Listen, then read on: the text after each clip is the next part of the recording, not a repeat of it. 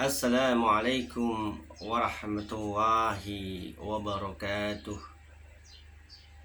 Alhamdulillahi rabbil alamin. Wassalatu wassalamu ala asrafil anbiya'i wal mursalin, Sayyidina wa maulana Muhammadin wa ala alihi wa sahbihi ajma'in, amma ba'd. Alhamdulillah, tentunya rasa syukur kita kehadirat Allah subhanahu wa ta'ala, karena dengan limpahan nikmat yang diberikan Allah kepada kita, sehingga kita bisa melakukan kewajiban-kewajiban kita sebagai hamba Allah, dan tentunya kita bisa melakukan tugas-tugas kita sama manusia sebagai hablum minan nas. Yang kedua, salam serta salawat kepada Nabi Muhammad sallallahu alaihi wasallam, karena dengan bimbingan beliau, suri tauladan beliau, yang insya Allah kita akan menjadi umat beliau yang betul-betul umat beliau, rahmatan lil alamin. Dan tentunya di kemudian akhir nanti kita akan menjadi hamba Allah yang insya Allah berkat bimbingan dan suri tauladan beliau, kita akan menjadi umat yang husnul khatimah. Tinggal bagaimana kita, sejauh mana kita bisa mencontoh beliau. Takdim saya sampaikan, saya haturkan kepada para kiai, para habib, para ustadz, para gus,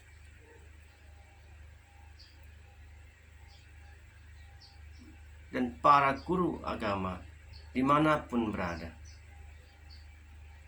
di seluruh Nusantara, baik yang berada di pelosok desa dan sampai yang ada di kota-kota. Besar harapan saya pribadi, jika apa yang nanti saya sampaikan, apa yang saya ceritakan ada kurangnya, ada salahnya, dengan kerendahan hati saya yang paling dalam, sudi kiranya beliau mengasih saya kritikan ataupun saran ataupun ilmu yang bermanfaat buat diri saya pribadi, karena saya pribadi merasa masih sangat kekurangan akan bekal ilmu untuk menuju umat Nabi Muhammad sallallahu alaihi wasallam, umat yang rahmatan lil alamin.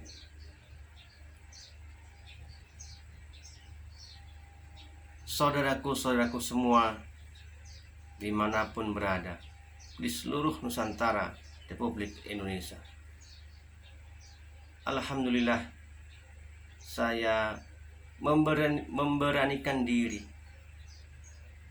untuk berbagi kisah, berbagi cerita yang sebenarnya kisah-kisah cerita ini, kejadian-kejadian nyata ini sudah saya alami semenjak saya masih SD hingga sampai saat ini.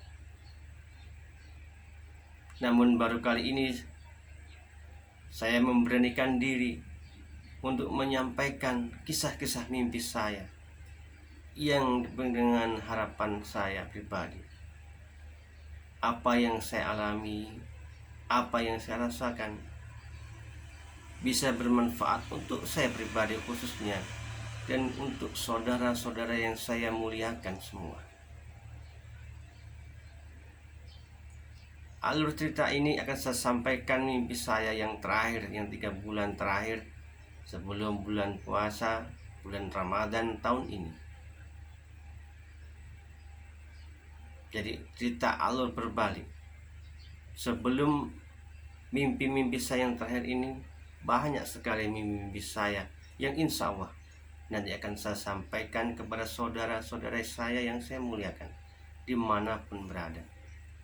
Semoga kita sama-sama diberi kesehatan, rezeki yang berkah, hati yang sejuk. Semoga kita masih diberi kesempatan untuk bernafas dengan lapang, bisa memanfaatkan kesempatan ini dengan sebaik-baiknya. Saudaraku semua yang saya muliakan dimanapun berada, dalam kesempatan channel Mutiara Malam ini, saya akan bercerita 3 bulan yang terakhir. Masya Allah, semua kehendak Allah, wallahu a'lam. Kita tidak tahu apa yang akan terjadi dan apa dibalik semua misteri kehidupan ini. Namun, paling tidak kita bisa menelaah, mengambil hikmah, ataupun menafsirkan semampu kita, sehingga dari apa yang terjadi dalam diri kita yang insya Allah akan berdampak lebih baik dari apa yang kita alami. Insya Allah kita akan lebih bisa untuk memahami bagaimana kita akan melangkah untuk menuju yaumil akhir. Seperti yang kita harapkan bersama-sama, kita berharap di akhir nanti menjadi hamba Allah yang husnul khatim. Saudaraku semua yang saya muliakan dimanapun berada, 3 bulan terakhir saya mengalami mimpi. Saya berkunjung ke rumah yang rumah itu belum pernah saya ketahui rumah siapa. Yang rumah itu saya belum pernah mengunjungi sekalipun. Rumah ini rumah milik siapa? Dalam mimpi itu saya bersilaturahmi. Saya menuju ke depan pintu untuk uluk salam, mengucapkan assalamualaikum warahmatullahi wabarakatuh. Tiba-tiba pintu terbuka, terus saya masuk. Di dalam rumah ada beberapa orang yang dari kejauhan saya melihat beberapa ustadz yang berdiri. Namun yang menjadi perhatian saya waktu mimpi itu adalah yang duduk di sofa sebelah kiri kalau dari pintu masuk ada seorang kiai sepuh yang belum saya ketahui secara jelas mukanya ataupun wajahnya. Singkat cerita, beliau melambaikan tangan kepada saya. Dengan isyarat saya suruh maju ke tempat beliau. Tiba-tiba beliau mengucapkan, "Nak, apa kamu gak mau sungkem sama saya? Gak mau bersalaman dengan saya?" Saya bergegas mendekati beliau. Saya langsung jongkok, saya bersalaman, saya cium tangan. Di saat itulah saya baru melihat jelas wajah beliau.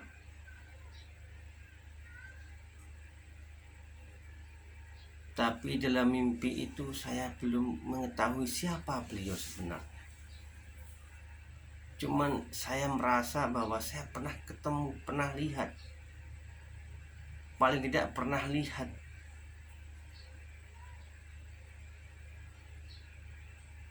Namun pikiran itu saya simpan. Saya dalam mimpi itu saya simpan. Saya hanya fokus bahwa beliau menepuk-nepuk pundak saya.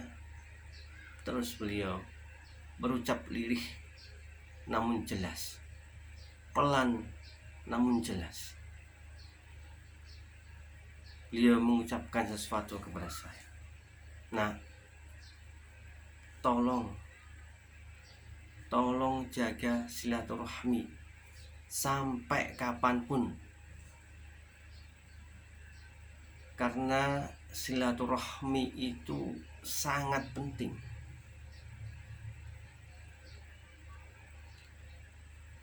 Silaturahmi kepada siapapun, kepada sanak famili, saudara, silaturahmi meskipun kita satu agama, tolong dijaga sampai kapanpun. Kadang kita berselisih paham, kadang kita berbeda pendapat, kadang kita benderanya bisa beda, pahamnya bisa beda, namun silaturahim harus dijaga sampai kapanpun, karena ini sangat penting buat kita, buat negara ini, buat bangsa ini. Tolong jaga silaturahmi, karena tidak ada silaturahmi, karena kurangnya silaturahmi akan mengakibatkan yang tadinya hubungannya harmonis jadi tidak harmonis, yang tadinya suasana sejuk menjadi tidak sejuk. Begitupun sebaliknya, kalau kita menjaga silaturahmi dengan sebaik-baiknya sampai kapanpun, meskipun kita berbeda faham, kita berbeda bendera, yang tadinya tidak sejuk menjadi sejuk, yang tadinya tidak harmonis menjadi harmonis. Itulah pentingnya silaturahmi. Itu yang saya dengar, yang saya amati dari apa yang beliau sampaikan. Cuman dalam mimpi itu saya hanya berpikir, beliau ini siapa? Saya pernah lihat, tapi saya belum tahu namanya. Dan kenapa berpesan saya seperti itu? Bukan untuk saya, tapi untuk kita, untuk negara ini. Saya ingat terus. Sampai saya paginya, saya masih ingat. Saya penasaran. Saat itu belum puasa. Terus saya pas lihat berita, saya baru ingat, oh iya, saya pernah lihat beliau waktu ada di televisi, di berita. Karena memang saya kalau melihat TV hanya cuman berita, habis itu nggak ada. Saya cari itu di YouTube, saya pinjam HP anak saya. Oh iya, ini tokoh besar ini. Seingat saya beliau ini dulu meninggal di Mekah. Yang saya ingat itu waktu itu berita di televisi bahwa beliau ini tokoh ulama besar yang meninggal di Mekah. Makanya saya langsung pinjam HP anak saya cari. Dan betul ketika saya melihat wajah beliau, betul bahwa ini adalah Mbah Maimun Zubair almarhum, bahwa beliau yang meninggal di Mekah. Jadi yang semalam nemuin saya adalah Mbah Maimun Zubair. Saya berulang-ulang melihat foto itu di YouTube itu. Saya bandingkan dengan waktu mimpi saya semalam. Sama. Wallahu a'lam. Mudah-mudahan apa yang saya alami adalah suatu kebaikan untuk saya pribadi. Dan mungkin kisah ini bisa diambil hikmah ataupun saya minta saran dan masukan. Saudaraku yang saya muliakan dimanapun berada. Singkat cerita, setelah saya ingat Mbah Maimun itu betul-betul yang nemuin saya waktu dalam mimpi tadi malam. Saya berpikir, iya, apa maksudnya? Setelah beberapa hari, ada waktu 3 hari, seingat saya 3 hari, saya malam itu juga bertemu lagi, bermimpi lagi dengan Mbah Maimun Zubair lagi. Tapi yang sekarang ini kondisinya, keadaannya beda. Artinya suasananya bukan kayak kemarin, beda lagi. Dalam mimpi itu saya diajak beliau jauh naik ke atas. Sampailah saya di tengah samudra. Saya nggak bisa ngomong, saya nggak bisa bertanya, apalagi bertanya. Saya hanya diam mikir terus. Saya diajak ke tengah samudra, di atas.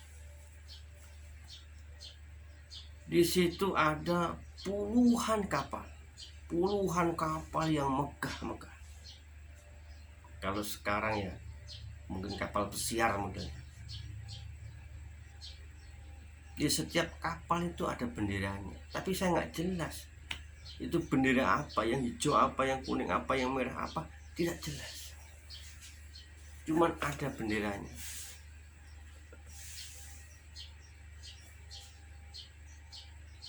Tapi anehnya, kapal-kapal yang saya lihat tadi itu semua menuju ke barat. Semuanya dengan tenang, dengan fokus, mereka semua menuju ke barat. Dan arahnya itu hampir sama, kayak sama-sama menuju satu titik yang saya juga nggak tahu mau kemana mereka. Saya hanya berpikir dalam mimpi itu.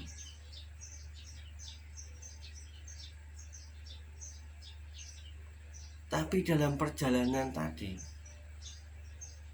yang terjadi keanehan lagi, bahwa kapal-kapal tadi melempar seperti bola api, kayak mata api saling lempar antara kapal satu dengan kapal lain. Tapi bentuknya itu seperti petasan kembang api. Jadi setiap kapal-kapal tadi mempunyai bola api dengan warna yang masing-masing. Jadi saya tahu jelas kapal yang sini lempar yang sana, sini lempar yang sini sana, saling berbalas-balasan. Tapi yang bikin saya aneh, kapal-kapal tadi nggak rusak dan nggak mencelakai orang-orang yang di situ. Jadi saking banyaknya kapal, saking banyaknya saling melempar dan mempunyai warna-warna yang beda, akhirnya membentuk suatu lemparan bola api yang indah. Dan tidak ada sama sekali pun yang terluka, dan tidak ada sama sekali pun kapal yang goyah ataupun rusak. Mereka tetap tenang, fokus menuju ke barat. Dalam mimpi itu saya tetap masih hanya bingung. Akhirnya lama-lama saya masih berpikir, apa ini, kenapa ini. Dan akhirnya saya melihat suatu cahaya yang indah, bersinar, berkilau di ujung barat sana. Makin penasaran saya lihat, pelan-pelan saya tunggu apa cahaya itu. Dan ternyata kapal-kapal yang puluhan ini semua ternyata menuju ke titik satu itu. Sinar yang berkilau yang di barat ujung sana. Makin penasaran saya. sebetulnya apa yang ada di sana itu? Sinar apa yang berkilau indah itu? Saya mau tanya ke beliau ini nggak berani, jangan bertanya, bingung.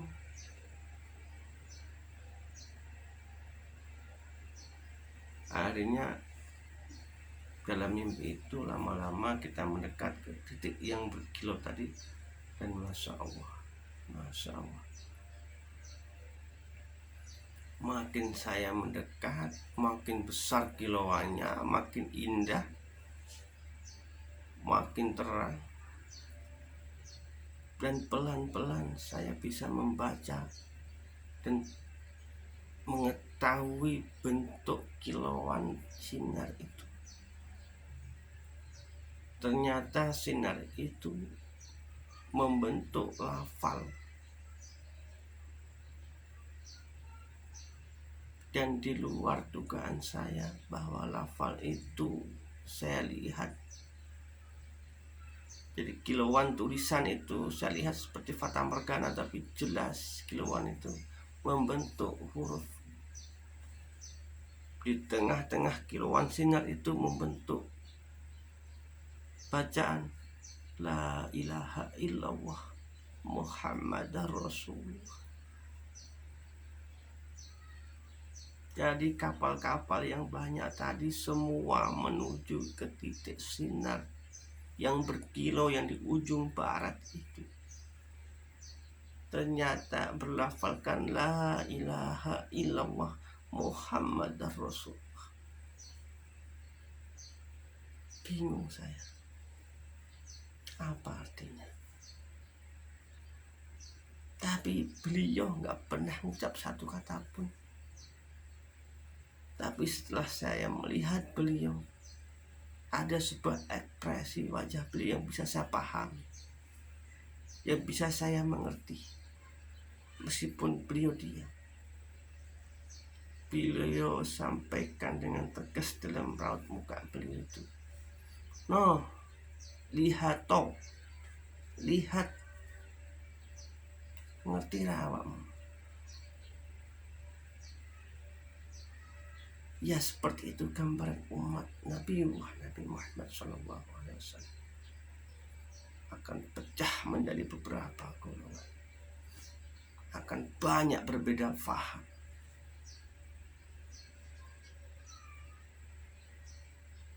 Meskipun saling melempar cacian, makian, mungkin saling hujat menghujat, saling memperolok, saling menjatuhkan, saling merasa paling benar.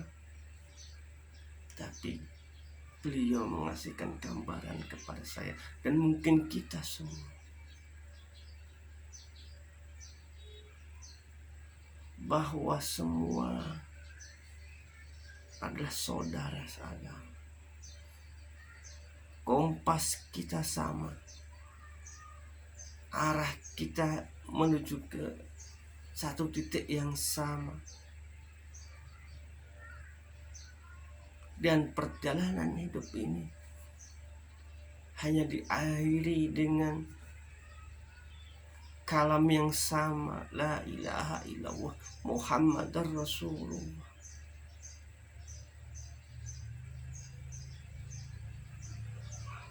Itu gambaran yang disampaikan kepada beliau, kepada saya. Saudaraku semua yang saya muliakan,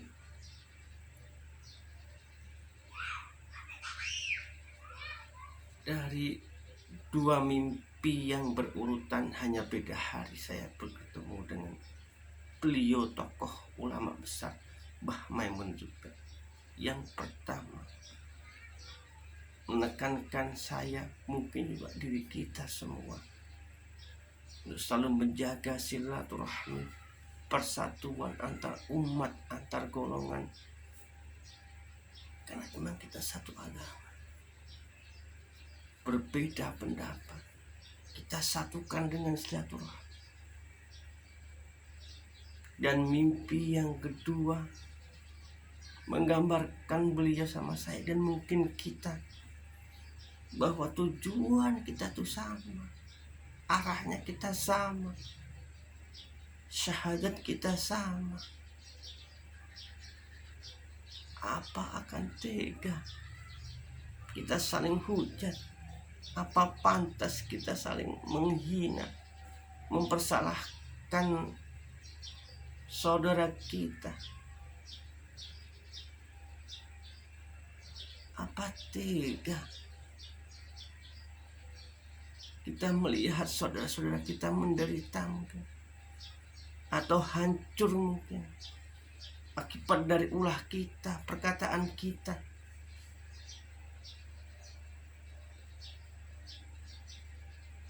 Apakah itu yang akan kita sampaikan ke Nabi Muhammad SAW? Bagaimana muka kita? Bagaimana muka kita ini ketika kita mendekat ke beliau? Bahwa saya umatmu ya Nabi, saya umatmu ya Nabi, saya umatmu ya Nabi, saya umatmu ya Nabi. Mengaku-ngaku kita kepada umat Nabi Muhammad. Tidakkah kita ingat, tidakkah kita pahami bagaimana beliau sudah mencontohkan begitu mulianya, bagaimana beliau mencontohkan begitu sederhananya. Dari kehidupan beliau kita lihat apa yang dipercontohkan beliau, kesederhanaan.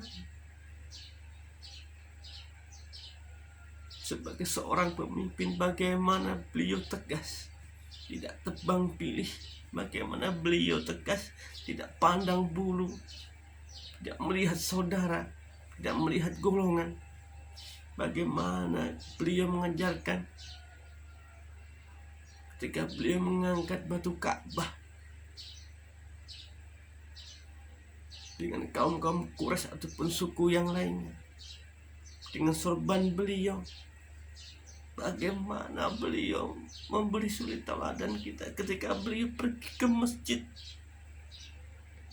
beliau diludahi. Pergi ke masjid, beliau diludahi. Apa yang dilakukan beliau? Apa dengan panglimanya atau dengan sahabat-sahabatnya beliau marah? Apa dengan pengikut-pengikutnya beliau marah untuk membalas kejahatan orang yang meludah? Bagaimana beliau mencontohkan ketika beliau hijrah dilempari batu.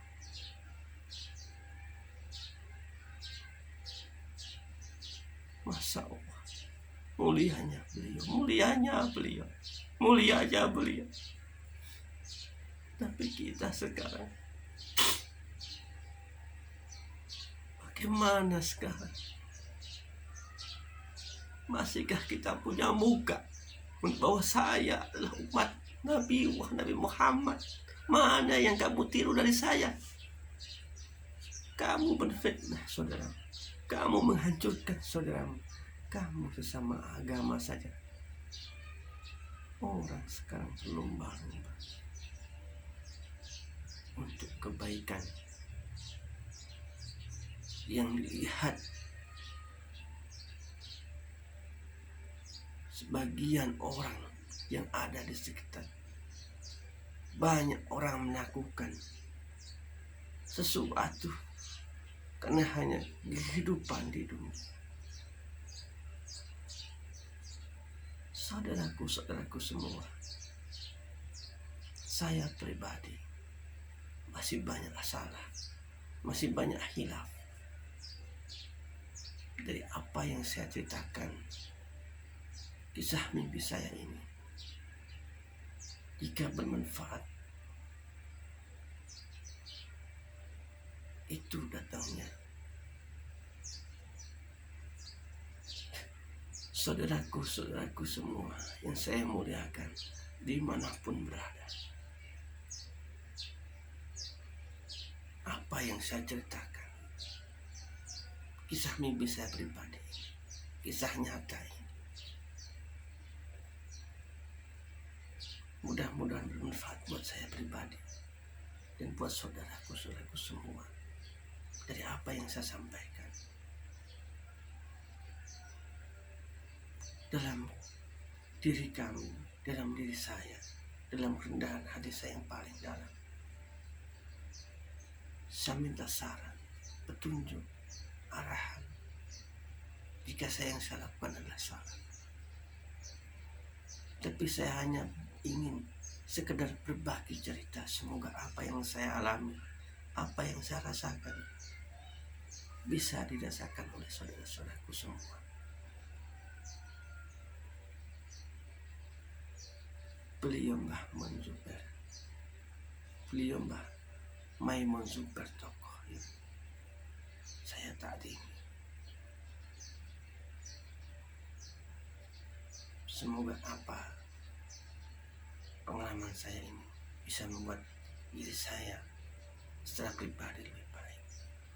Dan mungkin jika saudara-saudara semua yang saya muliakan ingin mengambil hikmah dari apa yang saya alami, saya berterima kasih. Sehingga apa yang saya lakukan dengan membuka channel ini, Mutiara Malam ini, bisa bermanfaat.